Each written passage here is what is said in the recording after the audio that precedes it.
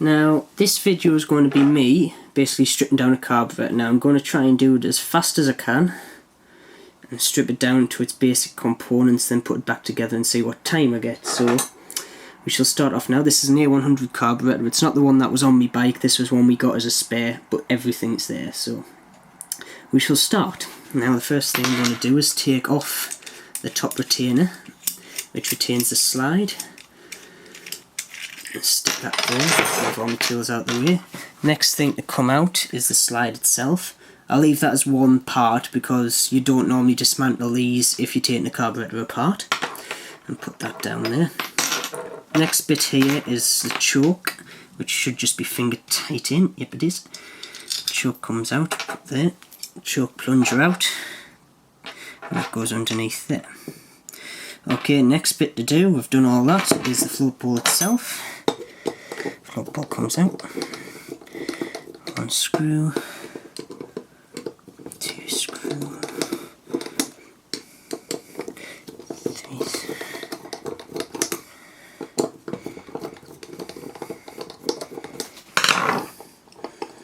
Just undo the screws.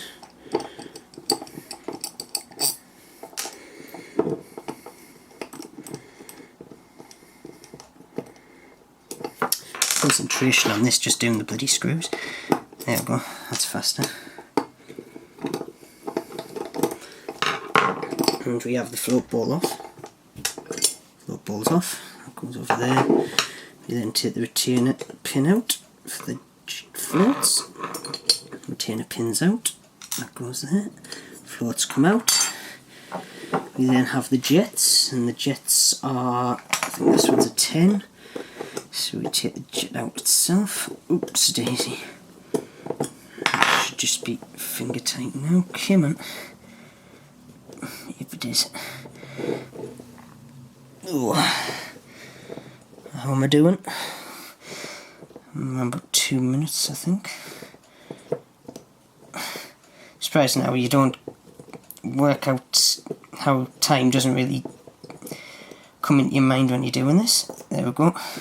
So we have needle jet out with its little needle and washer. Next one is the idler jet, which we'll take out. There we go. There's the idler jet, that's out. Next one, which we'll need a pair of pliers for, yet again, not too tight, and just give it a quick, there we go. You know, we find jets aren't ever in tight, they're just in tight enough to stay. And there we go. And there's one stripped carburetor. Simple as that. And if you want to put it back together, it's basically just the reverse. Which is, show you again, reverse, which is main jet, goes in, do it up finger tight, and then literally nip it up, not tight at all, just give it a quick nip, just like that. Not tight, because brass, these are brass fittings, they will thread easily. Little miniature screw. The jet I just put in there is the idler jet. Same goes for that, just lightly screw it in, then just give it a quick nip, like that. That's that in. Next one is the needle jet, and this is the base of it. I'll stick a little washer on there, and this goes into this little hole here. I'll just, now the thing is with this carburetor, and most carburetors the same, the mounts for the float pivot are right next to it, so it's trying to get your fingers in. You just screw it down finger tight. So do that. There we go. We need to just nip that up again, just literally like that. There we go. It doesn't have to be tight at all. And then the needle jet goes in. Oops, would help if I didn't drop it into the carburetor. Needle jet's in. Next one, floats go on top. Float pivot goes on there. Float pivot's in. That's all that done. Next one, top goes on, which is that way. 4 screws.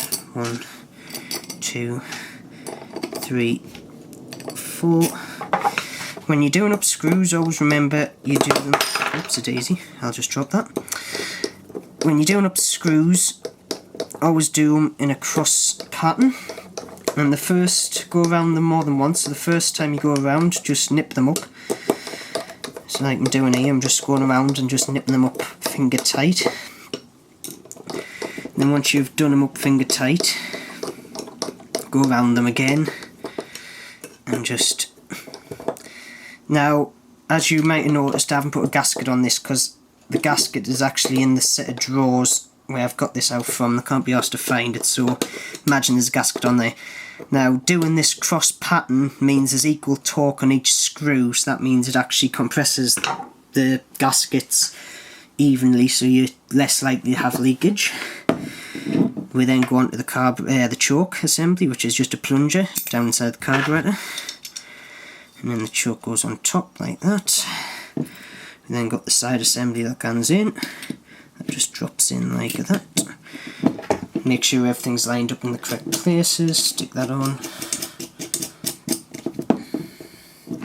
There's one carburetor. And that has gone from being being one full assembly to being dismantled and back into an assembly in less than 5 minutes. And now you have the fun of disassembling it. I mean, adjusting it.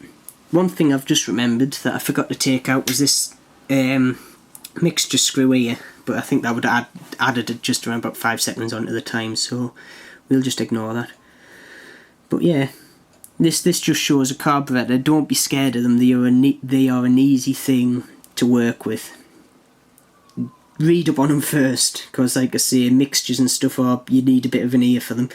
But to strip a carburetor, clean it, and do everything that you need maintenance wise is not scary. CV carburetors are slightly different, but I've got them on my GS as well, and I've done the bottom end of them to change the jets over, because when I've been doing the K&N filter and the exhaust and stuff, you have to mess around with jets for a week or so before you get the mixtures right. And they're just as easy on the bottom end. So yeah, that's easy. A carb strip down and rebuild in less than 5 minutes. So never be scared to maintain your carbs and do it yourself.